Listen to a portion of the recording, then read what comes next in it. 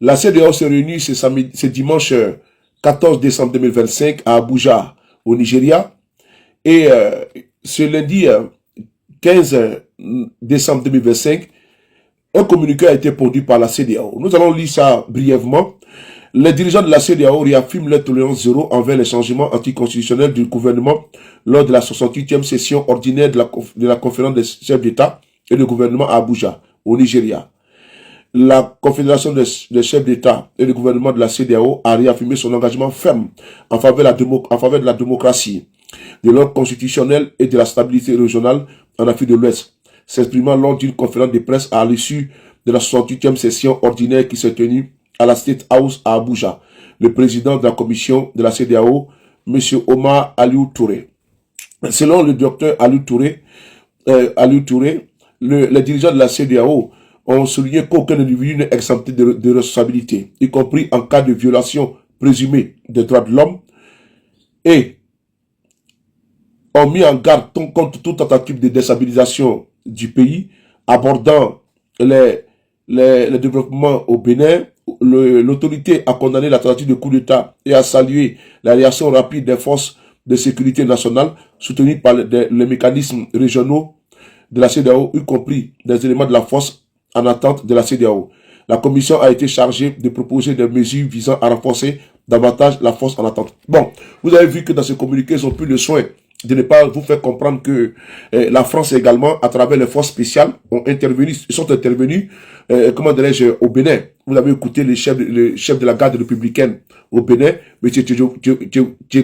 Tchevogoré, un truc comme ça, pardonnez-moi, qui a, dans une interview sur une chaîne de télévision, une chaîne de radio internationale, il a été très clair que les forces spéciales françaises sont intervenues, comment dirais-je, au Bénin. Mais vous avez vu que dans le communiqué de la CEDEAO, ils n'ont pas souligné ça dans les tests, dans les communiqués.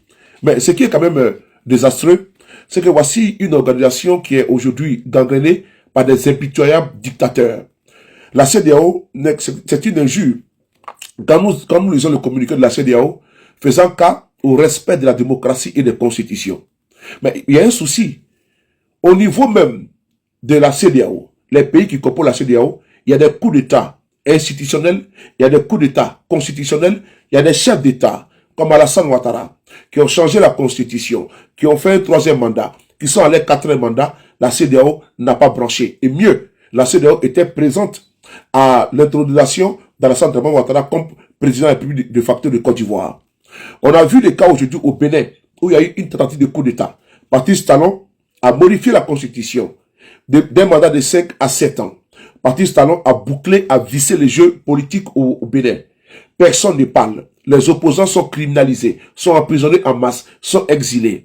La liberté d'expression est devenue un luxe au Bénin. La CEDEAO ne parle pas. On a vu des cas en Guinée-Conakry avec Alpha Condé qui a fait ici un troisième mandat. La CEDEAO n'a pas branché. Cette même CEDEAO nous dit que elle respecte, comment on appelle ça, il faut respecter la constitution et elle condamne le coup d'État. Mais je pense que c'est un canular. Je dis bien que c'est un canular. Parce que la CEDEAO a fait des erreurs stupides et fatales en soutenant, en encourageant, en ne dénonçant pas, des coups d'État constitutionnels, institutionnels, qui ont été faits en son sein par des chefs d'État qui sont aujourd'hui au pouvoir. La CEDEAO s'est fourvoyée. Aujourd'hui, il ne sert absolument à rien de se braquer contre le coup d'État militaire. Les coups d'État militaires sont la suite logique des coups d'État institutionnels, des coups d'État parlementaires et des coups d'État constitutionnels. On a vu des cas en Guinée-Bissau avec un ballon.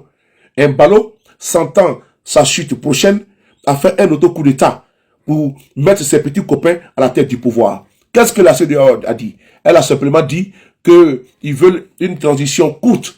Et tout le monde a compris que la CEDEAO n'a pas eu la main dure avec la Guinée-Bissau. On a vu dans le cas du Niger, on a vu dans le cas du Mali, on a vu dans le cas du Burkina Faso, la CEDEAO avait la main dure. Mais tout à coup, soudain, brusquement, un coup d'État survient. Un coup d'État, préparé, un autre coup d'État survient en Guinée-Bissau. La CEDEAO est dans une complaisance sans précédent. D'ailleurs,